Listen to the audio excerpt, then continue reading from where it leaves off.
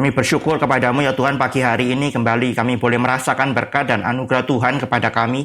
Kalau kami dalam keadaan yang baik dan kami bisa mengikuti persekutuan doa ini di tempat kami masing-masing.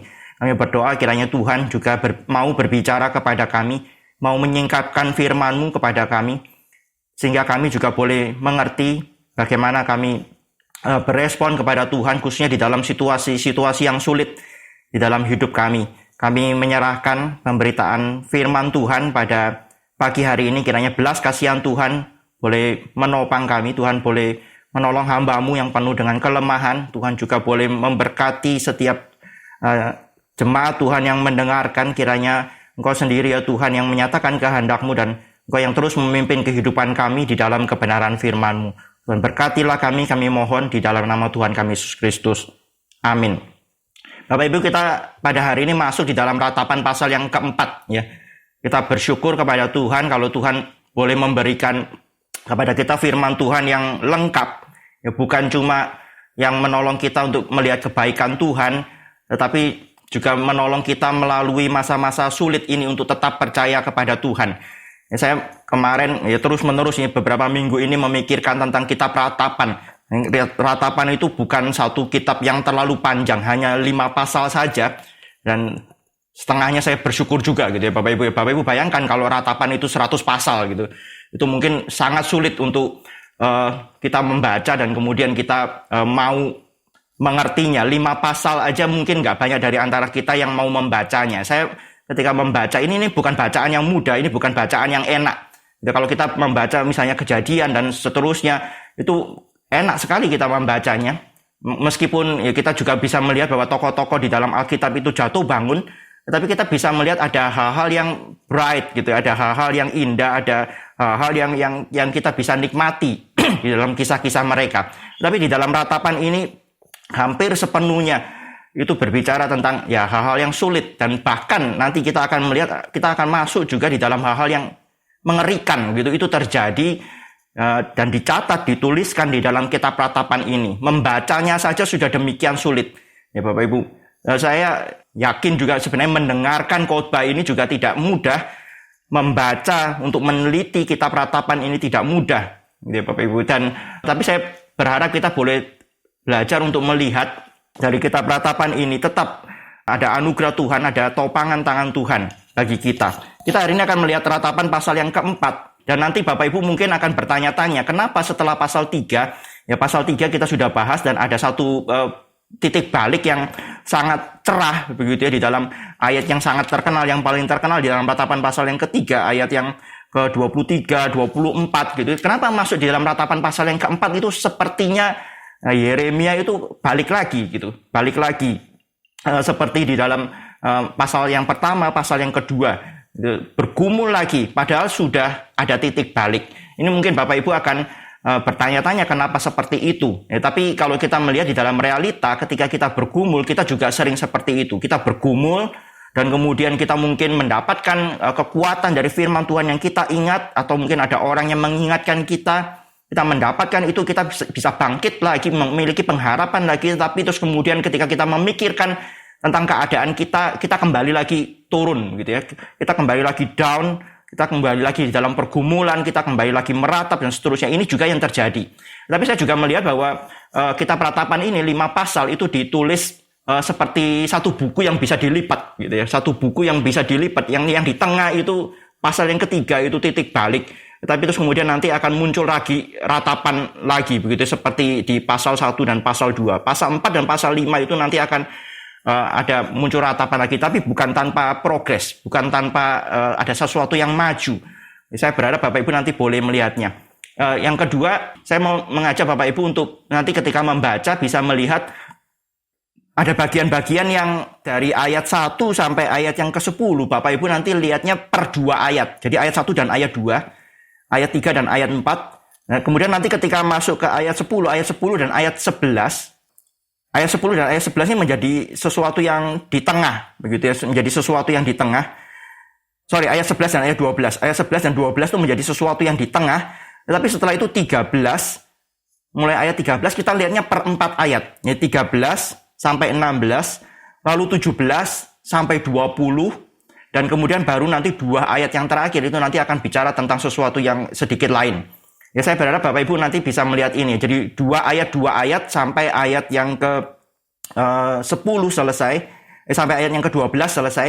Ya 2 ayat. Kemudian mulai ayat 13 itu 4 ayat. Kemudian ayat 17 4 ayat lagi sampai ayat yang ke-20 baru 21 dan 22. Ya mari kita membaca ratapan pasal yang keempat. Saya mengajak Bapak Ibu untuk boleh melihatnya. Sungguh pudar emas itu, emas murni itu berubah. Batu-batu suci itu terbuang di pojok tiap jalan. Ya ini berbicara tentang emas di bait suci. Kalau Bapak Ibu mempelajari tentang bait suci itu dihiasi dengan emas, dilapis dengan emas dan seterusnya. Dan sekarang bait suci itu sudah dihancurkan, tidak lagi ada kimilaunya, tidak lagi ada kemuliaannya.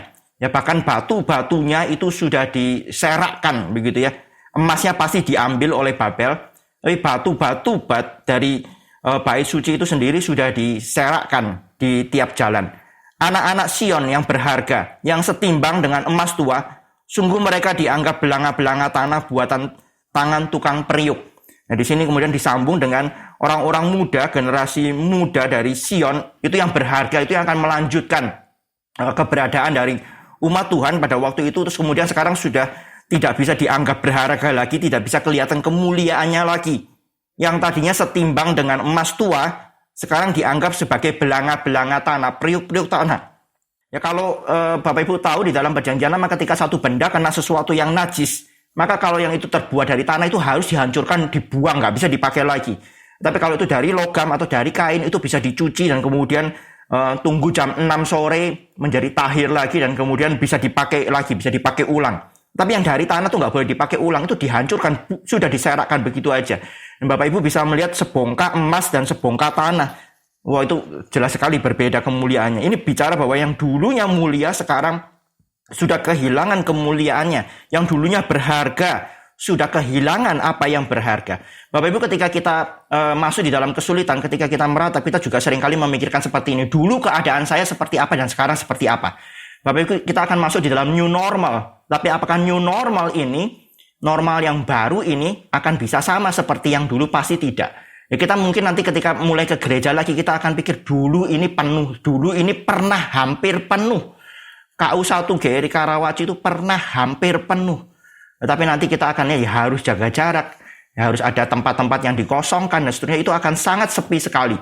Ya dulu hampir setiap hari ada pelayanan di gereja. Ya, kita bisa mengadakan persekutuan ini dan itu, kalaupun bukan persekutuan ada orang-orang yang datang untuk KTB di gereja dan lain sebagainya. Ini tidak akan ada weekdays, itu akan kosong. Ya cuma hari Minggu saja itu akan ada kegiatan ibadah. Dulu dan sekarang itu akan sangat berbeda sekali. Ini juga yang dirasakan oleh Yeremia ya ketika dia melihat kondisi dari kota Yerusalem itu. Saya lanjutkan sekarang ayat 3 dan ayat yang keempat. Bukan cuma kondisi secara fisik ayat 1 dan 2, tetapi 3 dan 4 itu orang-orang perilaku juga berubah ya karena situasi itu. Serigala pun memberikan teteknya dan menyusui anak-anaknya, tetapi putri bangsaku telah menjadi kejam seperti burung unta di padang pasir. Ya, ada penafsir, ada tafsiran lain yang mengatakan bahwa serigala itu sebenarnya adalah sea monsters, ya monster-monster laut, ya binatang-binatang laut yang besar. Ya, kita tahu sekarang bahwa binatang-binatang laut yang besar, ikan paus dan lain sebagainya itu ternyata menyusui. Ya, mereka menyusui anaknya. Tapi di sini diterjemahkan serigala. Ya, ada beberapa yang memang menerjemahkan sebagai serigala. Dan kita tahu serigala itu adalah satu binatang yang kejam, satu predator begitu ya, yang kejam. Tapi sekejam-kejamnya binatang dia masih akan memelihara anaknya. Tapi putri bangsaku telah menjadi kejam seperti burung unta di padang pasir. Burung unta itu terkenal kalau dia bertelur, dia cuma taruh telurnya di pasir, di padang pasir, sudah setelah itu dia tinggal. Ya bahkan ada yang mengatakan bahwa burung unta itu bisa ya jalan-jalan di padang pasir itu dan kemudian dia nggak lihat ke bawah, dia bisa injek anaknya yang baru menetas sampai mati. Itu bisa terjadi. Itu maka ini menjadi satu gambaran dari orang-orang di Yerusalem pada waktu itu. Perempuan-perempuan nggak bisa lagi menyusui anaknya, menjadi kejam begitu ya, dan kemudian ya mengabaikan anak-anaknya. Ini masih lanjut dengan ayat yang keempat. Lidah bayi melekat pada langit-langit karena haus. Itu mulut saking keringnya. Bayi itu butuh minum, butuh susu, cuma bisa minum susu, nggak bisa makan, belum bisa minum sendiri, itu menjadi kering, lengket. Kanak-kanak meminta roti, tetapi tak seorang pun yang memberi. Ini menjadi satu gambaran yang demikian sulit keadaan pada waktu itu. Ayat 5 dan ke-6, yang biasa makan yang sedap-sedap, mati bulur di jalan-jalan, terserak di jalan-jalan, yang biasa duduk di atas bantal kirmisi. Kirmisi itu satu warna merah, dan itu adalah warna yang mahal pada waktu itu. Warna merah, warna ungu itu warna yang mahal. Ini menunjukkan bagaimana orang yang dulu kaya, yang biasa menikmati kemewahan. Apa yang terjadi sekarang? Terbaring di timbunan sampah. Terbaring di timbunan sampah. Ada terjemahan yang mengatakan mendekap sampah.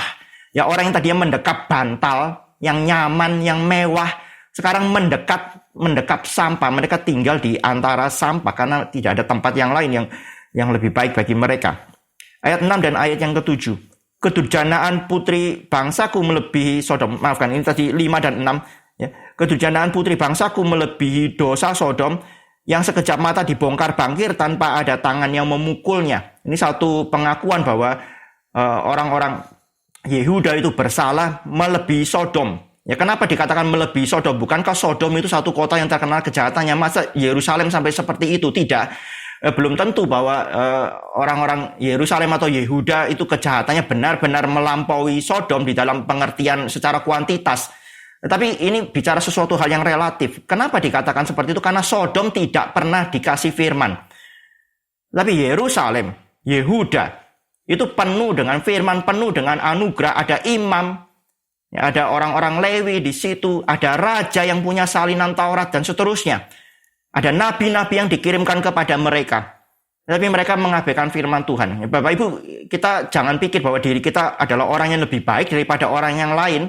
Kita nggak bisa mengatakan, saya bukan seperti orang-orang yang lain itu yang melakukan kejahatan-kejahatan yang besar. Nanti dulu Bapak Ibu, ukurannya bukan itu. Ukurannya adalah berapa banyak anugerah yang Tuhan berikan kepada kita dan apa yang menjadi respon kita. Kalau Tuhan sudah memberikan demikian banyak anugerah di dalam hidup kita, tetapi kita menyia-nyiakan anugerah itu, bahkan kita hidup di dalam kejahatan, maka Tuhan akan menghakimi kita lebih berat. Kita akan dianggap berdosa lebih berat. Ini yang terjadi dengan Yerusalem. Ini yang terjadi dengan Yehuda. Mereka mendapatkan anugerah yang lebih besar. Mereka mendapatkan firman Tuhan yang lebih banyak. Mereka harusnya tahu Tuhan, mengenal Tuhan lebih baik. Dan ketika mengenal Tuhan lebih baik, dan kalau itu tidak mengubah hidup, maka itu menjadi sesuatu yang harus dipertanggungjawabkan kepada Tuhan. Maka di dalam hal ini diperhitungkan bahwa kedudukan putri bangsaku, Yerusalem, itu melebihi dosa Sodom. Maka dihukum itu seperti lebih berat daripada Sodom. Ya, Sodom itu dihancurkan sekali pukul oleh Tuhan. Ya. Sedangkan Yehuda ini, Yerusalem, Yehuda ini 3 kali setidaknya, dan itu pakai waktu yang sangat panjang, pakai waktu yang cukup panjang untuk memukul mereka, untuk menghancurkan mereka, menghukum mereka. Ayat 7 dan 8. Pemimpin-pemimpin lebih bersih, ini dulu lebih bersih dari salju putih dan lebih putih dari susu. Tubuh mereka lebih merah daripada merjan. Ini adalah batu rubi perhiasan. Batu berharga rubi, seperti batu nilam rupa mereka. Batu nilam itu sebenarnya lebih digambarkan urat-uratnya. Bapak Ibu, kalau orang yang putih bersih, maka itu urat-uratnya itu akan kelihatan. Warna birunya itu akan kelihatan juga begitu. Itu satu gambaran bahwa mereka itu, ya, mereka bisa merawat tubuhnya, ya, mereka bisa memiliki satu kondisi yang demikian baik untuk tubuh mereka. Tapi itu dulu, ayat yang ke-9. Sekarang, maafkan, itu ayat yang ke-7. Sekarang ayat yang ke-8. Sekarang rupa mereka lebih hitam daripada jelaga. Mereka tadinya putih, kemerah-merahan, sampai urat tangannya mereka itu bisa kelihatan warna biru begitu ya. Ini sekarang mereka menjadi lebih hitam daripada jelaga. Mereka tidak dikenal di jalan-jalan. Mereka tidak bisa dibedakan lagi. Ini tadinya pasti adalah orang-orang yang di atas, bangsawan, ya, orang-orang yang kaya dan lain sebagainya. Tapi sekarang mereka nggak ada bedanya dengan orang-orang yang ada di jalan. Yang mereka menjadi hitam kulit mereka. Kulit mereka berkerut pada tulang-tulangnya. Ini berarti bukan cuma hitam, tapi mereka sudah demikian kurus, mengering seperti kayu. Kondisi mereka demikian merosot. Ya, dulu dan sekarang. Ini selalu dibandingkan. 9 dan 10. Lebih bahagia mereka yang gugur karena pedang daripada mereka yang tewas karena lapar, yang merana dan mati sebab tak ada hasil ladang. Bapak Ibu, ini menjadi satu. Itu orang Yerusalem itu mengatakan lebih baik mati karena pedang, lebih baik mati dibunuh daripada dalam keadaan yang sekarang. Kenapa? Ini dijelaskan di ayat yang ke-10, satu gambaran. Ini bukan cuma gambaran, ini kemungkinan besar adalah satu fakta yang memang sungguh-sungguh terjadi dan ini demikian mengerikan. Dengan tangan sendiri, wanita yang lemah lembut memasak kanak-kanak mereka, memasak anak-anak mereka untuk makanan mereka. Tak kala runtuh putri bangsaku. Bapak Ibu, kita mungkin bertanya, apakah ini sungguh terjadi? Ini benar-benar terjadi atau ini cuma satu puisi saja? Ini cuma sesuatu yang dilebihkan saja oleh Yeremia untuk menjadi satu gambaran betapa rusaknya, betapa hancurnya Yehuda, Yerusalem pada waktu itu. Ya, kemungkinan besar ini sungguh-sungguh terjadi. Bapak Ibu bisa melihat di dalam referensi di bawah Alkitab, ya bagian bawah dari Alkitab kita, kalau Alkitab kita dari LAI ya ada referensi, itu sudah pernah terjadi sebelumnya. Sungguh-sungguh bahwa ya orang tua itu atau ibu itu memasak anaknya sendiri, memakan daging anaknya sendiri karena memang betul-betul nggak ada makanan. Maka di ayat atasnya itu dikatakan lebih baik mati karena pedang. Kalau dibunuh karena pedang ya sudah selesai mati. Tapi ini sekarang masih hidup, kelaparan, demikian kesulitan, sampai kemudian bisa melihat anak sendiri itu sebagai bahan makanan. Bapak Ibu bayangkan itu kondisi yang demikian apa, demikian sulit, demikian mengerikan itu terjadi dan Tuhan biarkan itu terjadi. Bapak Ibu, kalau Bapak Ibu mengingat di dalam pasal yang sebelumnya, pasal-pasal yang sebelumnya, ini tadinya masih berupa pertanyaan. Bapak Ibu bisa lihat ratapan pasal 2. Ya, ratapan 2 ayat yang ke-20. Ratapan 2 ayat yang ke-20 saya bacakan. Lihatlah Tuhan dan tiliklah kepada siapakah engkau telah berbuat ini. Apakah perempuan harus makan anak kandungnya, anak-anak yang masih dibuai? Apakah dalam tempat kudus Tuhan harus dibunuh imam dan nabi? Bapak Ibu bisa lihat yang tengah ya. Apakah perempuan harus makan anak kandungnya, anak-anak yang masih dibuai? Ini satu-satu pertanyaan. Tuhan mau biarkan ini berapa lama? Tuhan mau biarkan ini menjadi berapa sulit Tuhan? Itu menjadi satu pertanyaan. Tetapi di dalam pasal yang keempat ini sudah menjadi kenyataan. Yang tadinya pertanyaan, sekarang sudah menjadi kenyataan. Dengan tangan sendiri wanita yang lemah lembut memasak anak-anak mereka untuk makanan mereka tak kalau runtuh putri bangsaku. Ini menjadi sesuatu hal yang demikian mengerikan terjadi pada waktu itu.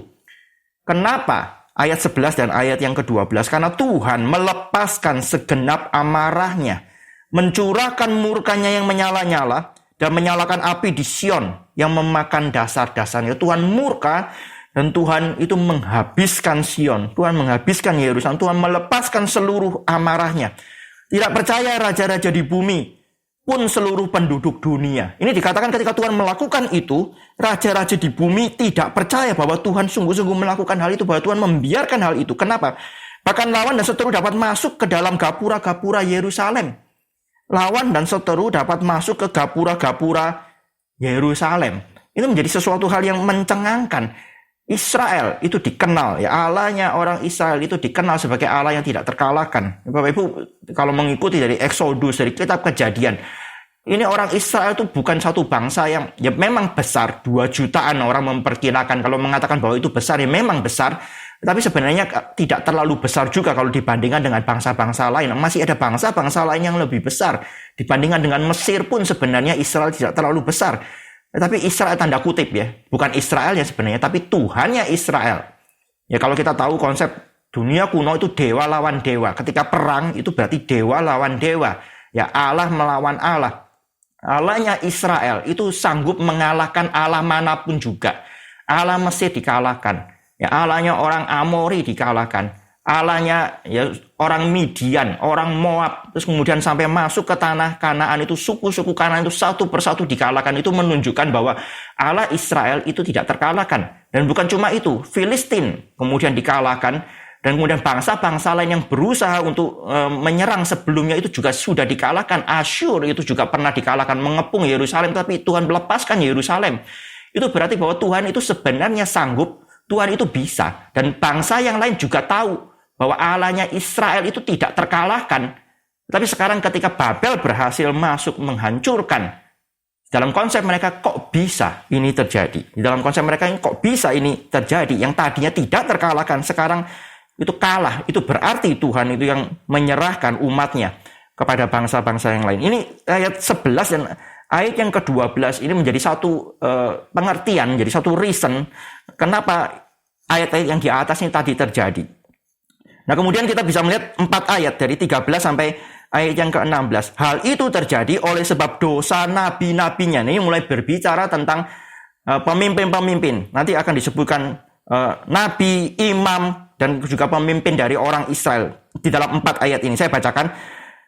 Hal itu terjadi oleh sebab dosa nabi-nabinya dan kedurjanaan imam-imamnya yang di tengah-tengahnya mencurahkan darah orang yang tidak bersalah.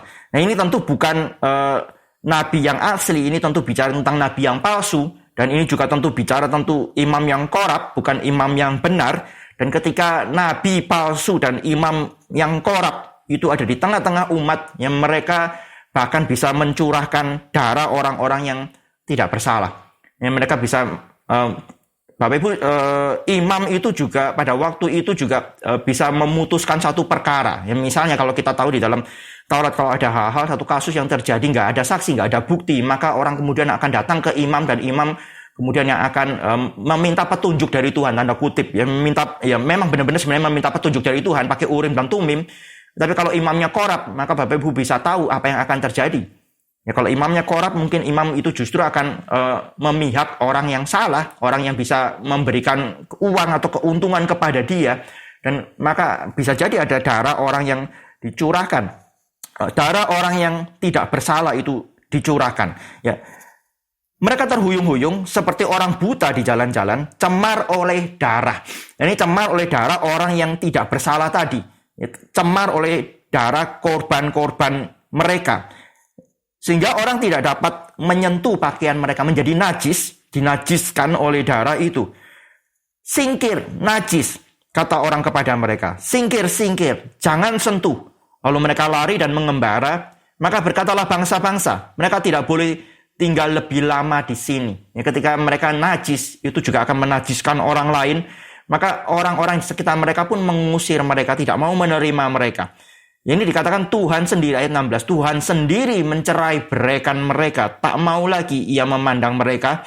Para imam tidak mereka hormati, dan orang-orang tua tidak mereka kasihani. Ini karena kesalahan mereka, karena kesalahan para pemimpin, maka ini terjadi. Ayat 17 sampai ayat yang ke-20. Ini mengharapkan pertolongan tetapi seperti sia-sia, bahkan mendapatkan kecelakaan yang lebih besar. Ya, ayat yang ke-17 sampai ayat yang ke-20. Selalu mata kami merindukan pertolongan. Ya, atau di dalam bahasa Inggrisnya dikatakan bahwa mata kami telah gagal. Our eyes are fail. Ya, fail, gagal. Gagal apa? Gagal melihat pertolongan. Nggak bisa mendapatkan pertolongan. Lihat, cari pertolongan, melihat kemana-mana, seluruh arah, tapi nggak ada yang bisa menolong. Ya, selalu mata kami merindukan pertolongan tetapi sia-sia. Dan menara penjagaan kami menanti-nantikan. Apakah ada bangsa yang dapat menolong? Ya, suatu bangsa yang tidak dapat menolong. Apakah ada bangsa yang dapat menolong? Tidak. Jawabannya tidak ada bangsa yang dapat menolong. Justru mereka mengintai langkah-langkah kami. Itu setelah Babel masuk meruntuhkan ya, tembok Yerusalem dan lain sebagainya. Maka Yerusalem menjadi tanpa perlindungan. Dan bangsa-bangsa lain, bangsa-bangsa kecil di sekitar Israel, di sekitar Yehuda, itu kemudian mengincar juga Yerusalem. Mereka mengintai langkah-langkah kami sehingga kami tidak dapat berjalan di lapangan-lapangan kami. Ya, jalan keluar itu menjadi satu hal yang berbahaya bagi mereka. Akhir hidup kami mendekat, hari-hari kami sudah genap, ya akhir hidup kami sudah tiba. Pengejar-pengejar kami lebih cepat daripada burung Raja Wali di angkasa. Mereka memburu kami di atas gunung-gunung, menghadang kami di padang gurun. Orang yang diurapi Tuhan, nafas hidup kami tertangkap dalam pelubang mereka. Nah, orang yang diurapi Tuhan, ini kembali lagi bicara tentang para pemimpin. Ya, para raja khususnya, ya, raja-raja mereka, dan kemudian para imam, ya, para nabi. Tadi nabi dan imam sudah disebutkan di awal. Ini sekarang bicara tentang orang yang diurapi oleh Tuhan, lebih menunjuk kepada raja. Sudah ditangkap dalam pelubang mereka. Dia yang kami sangka dalam naungannya, kami akan hidup di antara bangsa-bangsa. Yang dikira bisa menolong, yang dikira bisa memimpin mereka, sehingga mereka akan bisa hidup tenang di antara bangsa-bangsa, ternyata nggak bisa menolong mereka. Bapak Ibu, ini saya yakin Yeremia memikirkan, mengingat kembali pada masa Salomo misalnya.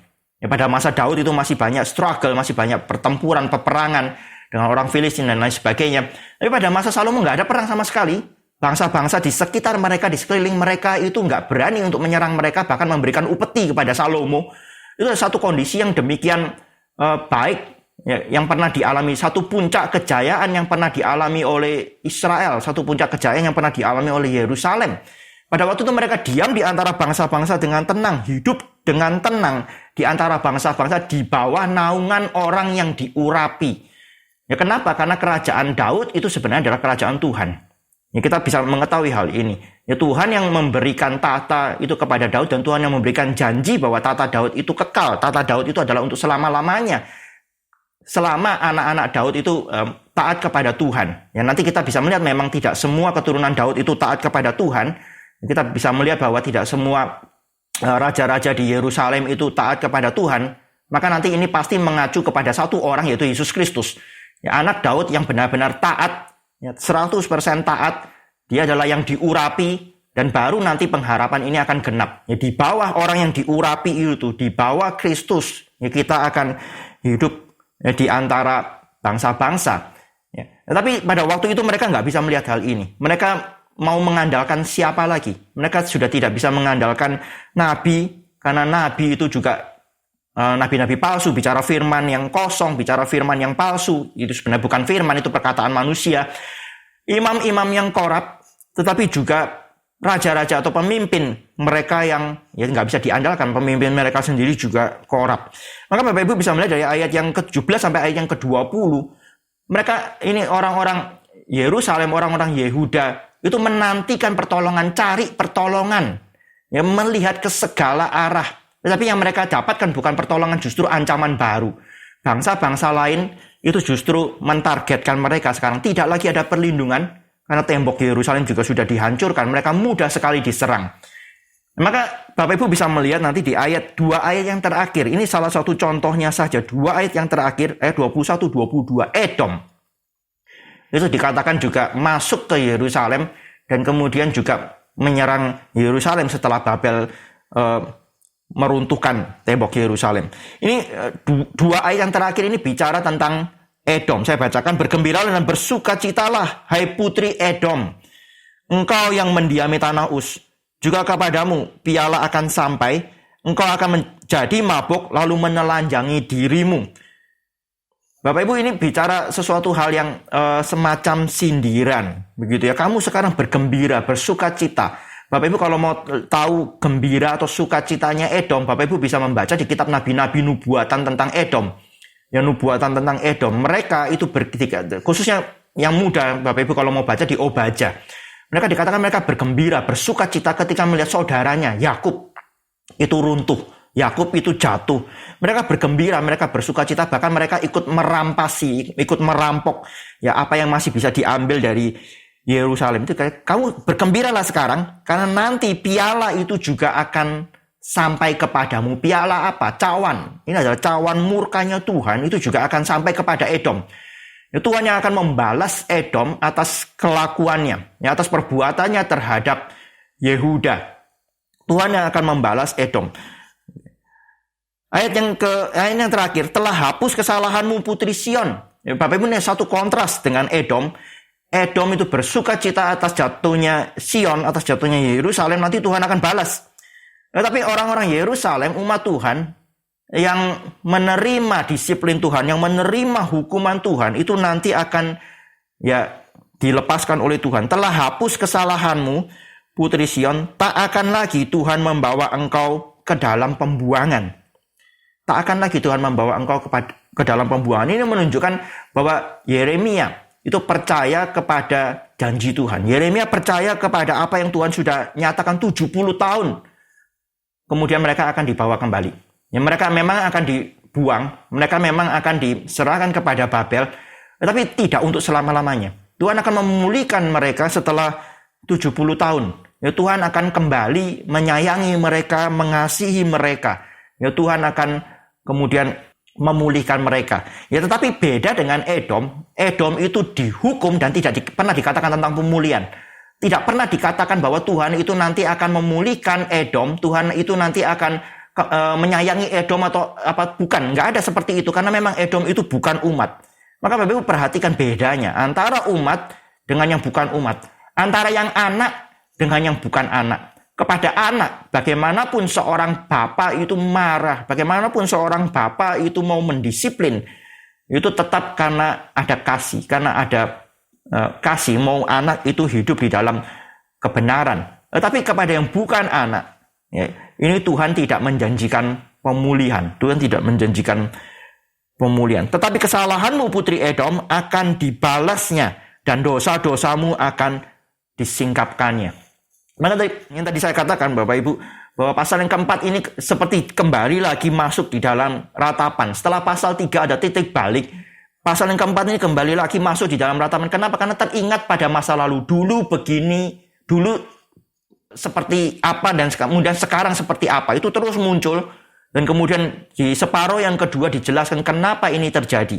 Ya, kenapa ini terjadi? Karena Tuhan melepaskan seluruh amarahnya.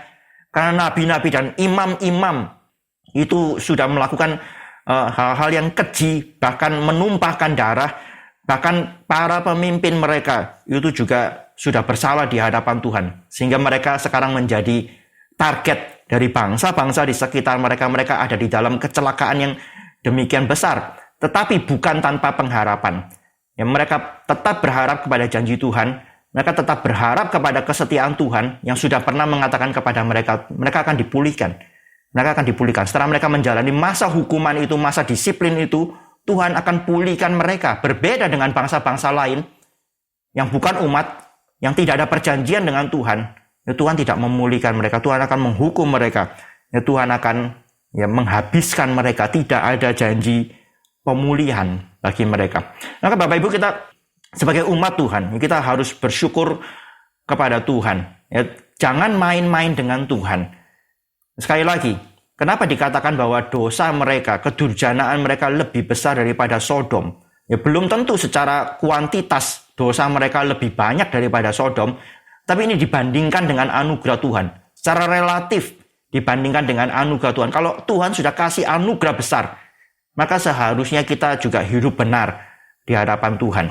Tapi kalau Tuhan memberikan anugerah besar, belas kasihan yang besar kepada kita, dan kita menyia-nyiakan anugerah itu, kita menganggap itu remeh, maka memang sepantasnya, selayaknya kita dihukum oleh Tuhan, kita didisiplin oleh Tuhan. Kiranya kita menjadi anak-anak Tuhan yang takut kepada Tuhan. Takut bukan takut dihukum, tetapi takut mendukakan Tuhan.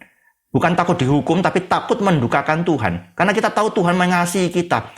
Oh, Tuhan demikian mengasihi kita. Ya, bagaimana kita bisa mendukakan Tuhan? Bagaimana kita bisa kemudian membuat Tuhan itu sakit hati? Itu tidak seharusnya terjadi. Kiranya kita menjadi orang-orang yang mau hidup benar di hadapan Tuhan karena menyadari anugerah Tuhan sudah berikan kepada kita. Dan kemudian kita, kalaupun ya, Tuhan mendisiplin kita, biarlah kita boleh menanggung itu karena tidak untuk selama-lamanya. Ya, Tuhan itu mendisiplin anak-anaknya. Tidak selama-lamanya Tuhan itu menghukum. Tuhan akan memulihkan anak-anaknya. Dan kiranya kita adalah sungguh anak-anak Tuhan. Ya, anak-anak yang ada di dalam perjanjian dengan Tuhan. Sehingga kita bisa memiliki pengharapan yang pasti di dalam Tuhan. Sekali lagi, orang yang diurapi nafas hidup kami. Ya, ayat yang ke-20 itu. Orang yang diurapi Tuhan, nafas hidup kami.